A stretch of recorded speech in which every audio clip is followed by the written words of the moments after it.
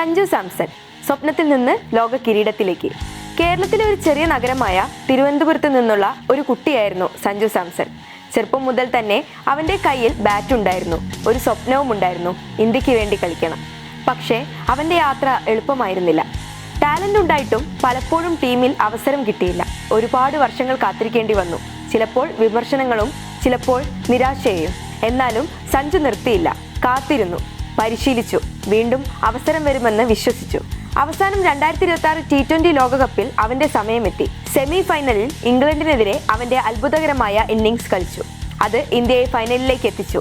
പിന്നീട് 2026 മാർച്ച് 8-ന് ഇന്ത്യയും ന്യൂസിലാൻഡും തമ്മിലുള്ള ലോകകപ്പ് ഫൈനൽ അഹമ്മദാബാദിലെ നരേന്ദ്രമോദി സ്റ്റേഡിയത്തിൽ ആയിരക്കണക്കിന് ആരാധകർ. ആ ദിവസം സഞ്ജു സാംസൺ ബാറ്റ് എടുത്തപ്പോൾ അവൻ കളിച്ചത് ഒരു ഇന്നിംഗ്സ് മാത്രമല്ല, ഒരു ജീവിതത്തിന്റെ കഥയായിരുന്നു. അവൻ 46 പന്തിൽ 89 റൺസ് നേടി. ആ പ്രകടനമാണ് ഇന്ത്യയെ 5 വിക്കറ്റിൽ 255 റൺസ് എന്ന സ്കോറിലേക്ക് എത്തിച്ചത്. ന്യൂസിലാൻഡിന് അതിനെ പിന്തുടരാൻ കഴിഞ്ഞില്ല.